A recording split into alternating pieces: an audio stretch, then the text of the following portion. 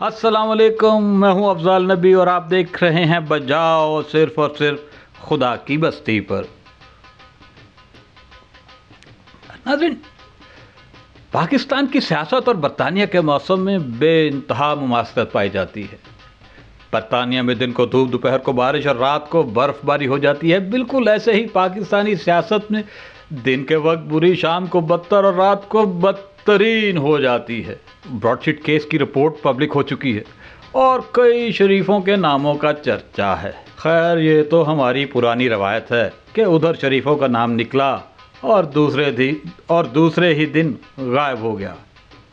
इस बात से हटकर के ब्रॉडशीट रिपोर्ट लिखने वाले साबिक चीफ जस्टिस असमत सईद कहते हैं कि रिपोर्ट लिखने के दौरान उन्हें गीदड़ों की आवाज़ें सुनाई देती रहीं। हमने ये सवाल हुकूमत और अपोजिशन के सामने रखा कि जनाब, अगर साबिक चीफ जस्टिस को गीदड़ों की आवाज़ें सुनाई दे सकती हैं तो हुकूमत को क्यों नहीं।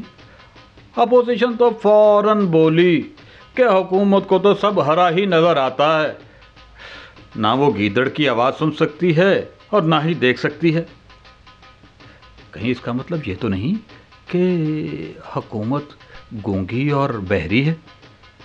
खैर, अपोजिशन का तो काम ही यही है, हर दौर में हर अपोजिशन है हुकूमत पर ऐसे ही इल्ज़ाम लगाए। हमने ये सवाल हुकूमत के सामने रखा तो शिबली फराज मुंह बुरा करके बोले, मुझसे क्या पूछते हो, जाओ फवाद चौधरी से पूछो, काबीना की ब्रीफिंग उसी ने ही दी थी। हम डरते डरते फवाद चौधरी साहब के पास गए। पहले तो उन्होंने देख के हमें नाक भूं चढ़ाई। जब हमने सवाल रखा तो इधर उधर देखने लग गए। हमने दोबारा इल्तिजा की तो कहने लगे, हाँ तो क्या सवाल था आपका।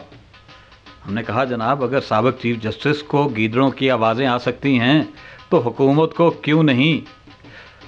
तो थोड़ा सा मुस्कुराए और बोले, ये छोटे मोटे सवालों के लिए मैंने फर्रुख हबीब को रखा हुआ है ना, आप उससे जाके पूछें।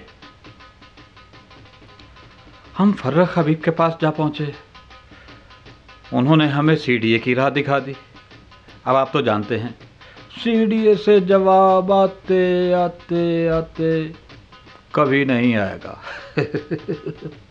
लेकिन गीदड़ ने इस सवाल का मुझे दुरुस्त जवाब दिया और गुस्से से बोला कि पहले तो अपनी ये कहावत दुरुस्त करो कि गीदड़ की जब मौत आती है तो वो शहर की तरफ भागता है। अरे, हम कई दफ़ा शहर आए हैं, तुम्हारे हजूम ने हमें रोका तक नहीं। यहाँ तक कि इस्लामाबाद की पार्लियामेंट में जा पहुँचे हम और वहाँ पे खूब गुलछर्रे उड़ाए, बल्कि लॉबी में बैठ के तो हमने तरबूज तक खाया। और फिर आखिर में बोला, अब हमें ज़्यादा गीदड़ भपकियाँ देना बंद कर दो। मैंने तो नाज़रीन, गीदड़ का जवाब सुनकर मैंने फ़ौरन अपने कान लपेटे और मेरा आपको भी यही मशवरा है कि अपने कान लपेट लें। सियासी मामलात पर अपने जहन पर ज़्यादा ज़ोर मत डालें। शुक्रिया। खुश रहिए, मुस्कुराते रहिए, हंसते रहिए। खुश रहिए, हंसते रहिए, मुस्कुराते रहिए और खुदा की बस्ती को सब्सक्राइब कीजिए, कमेंट्स दीजिए, लाइक दीजिए।